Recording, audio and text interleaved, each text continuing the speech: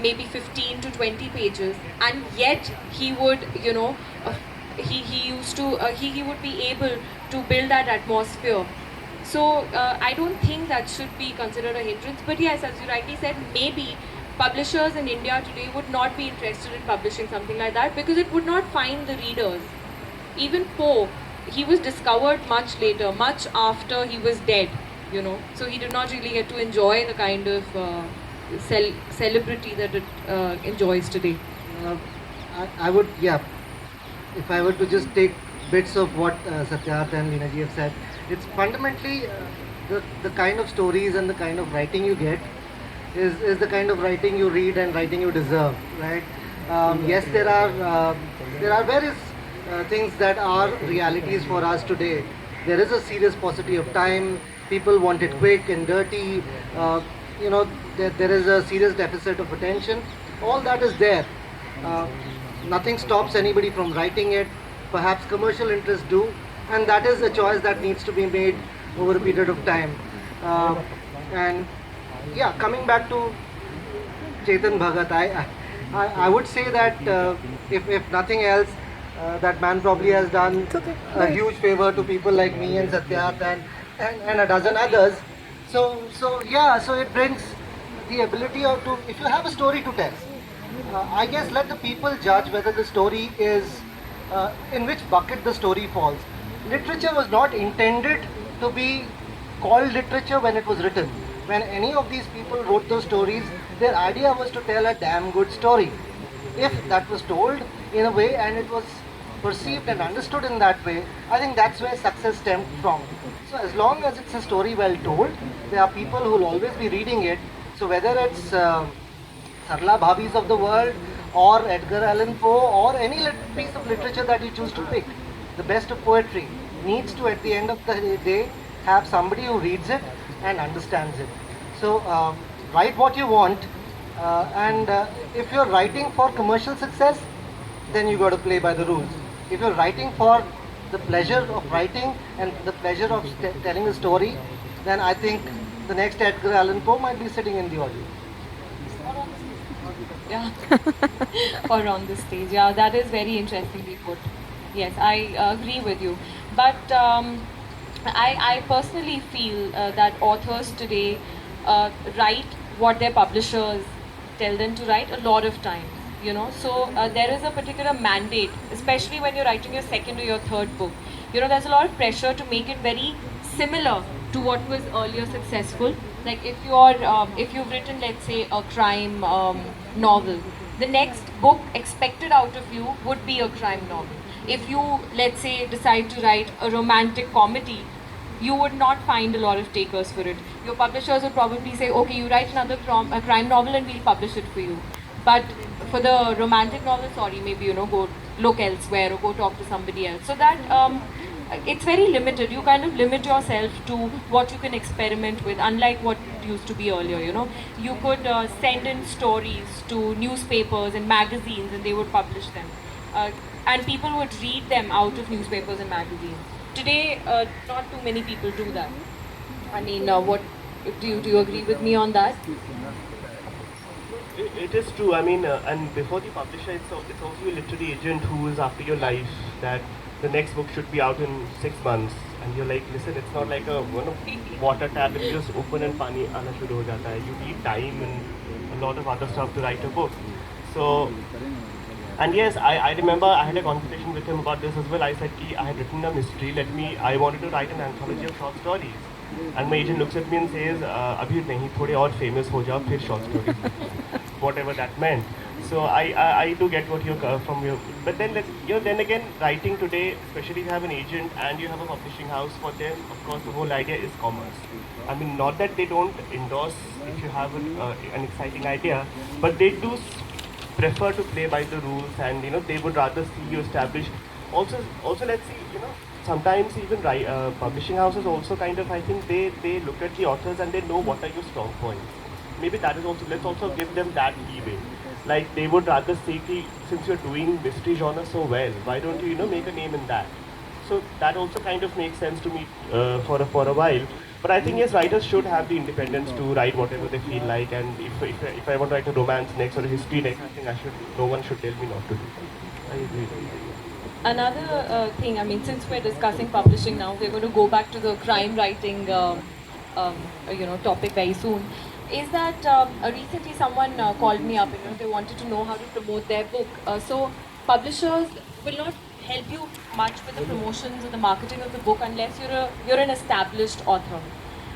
Especially the bigger houses now, so they have these really celebrated authors on board who they would rather concentrate on. So this girl had written an anthology of short stories or poems. I'm not sure. I don't remember. But she was paying the publisher an X amount for them to publish her book. So what is that? That was something that I heard for the first time. That now the authors or the poets have started paying the publishing houses to publish their books. Are you aware of that? And this is a really big. I mean, I would not. Does that with Partridge? Is that what you're talking about? That you take a certain amount? Yeah, the author takes on the financial risk. Yeah, but so Partridge also you have to pay. Now you pay for a particular packages on Partridge, Right. depending on what services you want, and then if you go for high-end services, then you pay that much, and you get distribution, you get cover design, and all of that. So there are various. That is self-publishing, essentially self-publishing. Yeah. no, I'm not talking about self-publishing.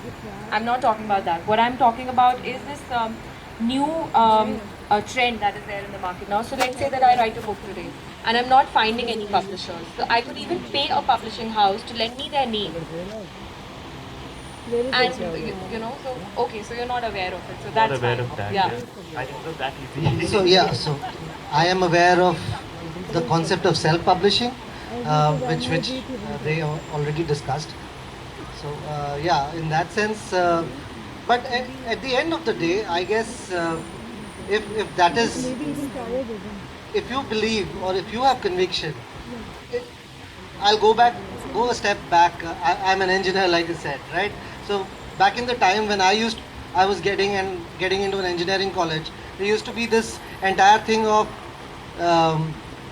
earned seat and a paid seat or a capitation fee, right? At the end of the day, after 4 years or whatever period of time that course took, there would be an engineer.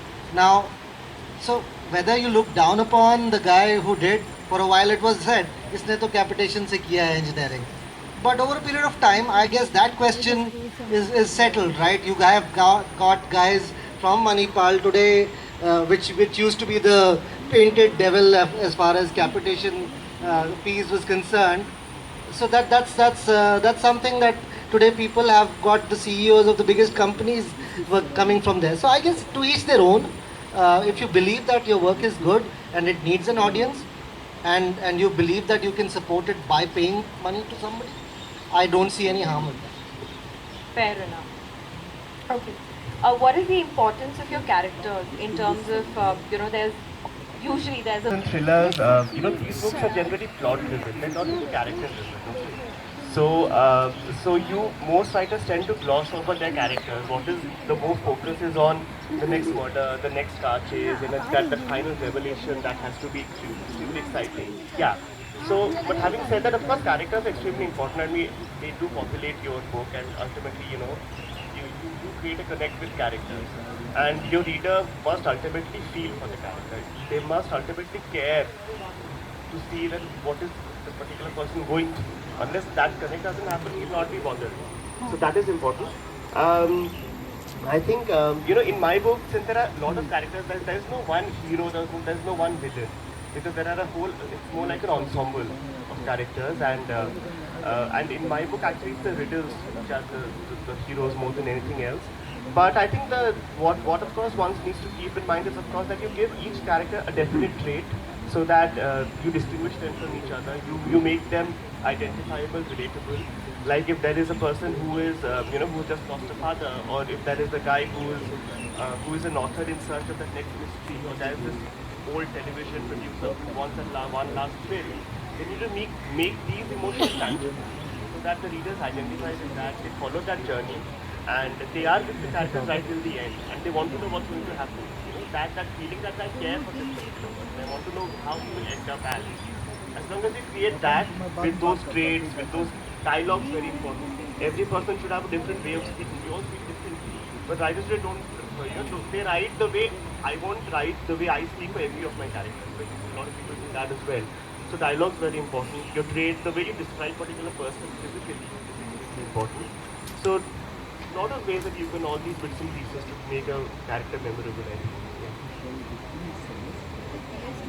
Well, yes, I think characters are very central to any story, and lot of the people who are mentioned in my book really have the shades in them that are drawn from real life. People who I've met, some of them, some of it even reflects me. I mean, the heroine, for example, not that I've had such exciting incidents in my life as she's had, but some things, of course, of her childhood and all that. So that's, I think that sometimes it's conscious, sometimes it's subconscious.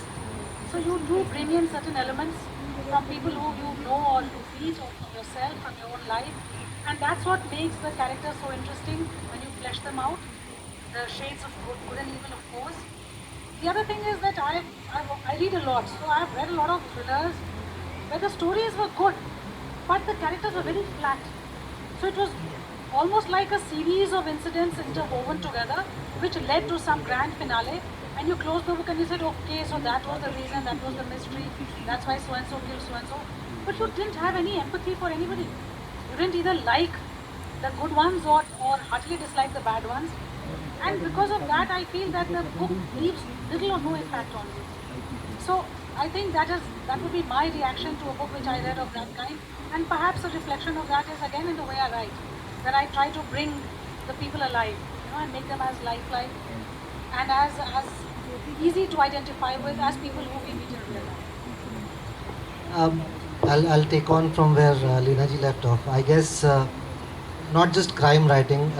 I would, like I said, I believe that I've written romance. So in that sense, any book or any story would probably have characters, people in the characters. It would have circumstances or situations, and it would have conversations. And I guess all these put together create the plot. Like Leena ji said, at the end of it, whatever you told, the reader should be hopefully forced to take or empathize with one or some of those and understand his or her situation and circumstances for having done what they did, whatever they did in the book, whether they ended up dying or killing somebody or just broken hearted.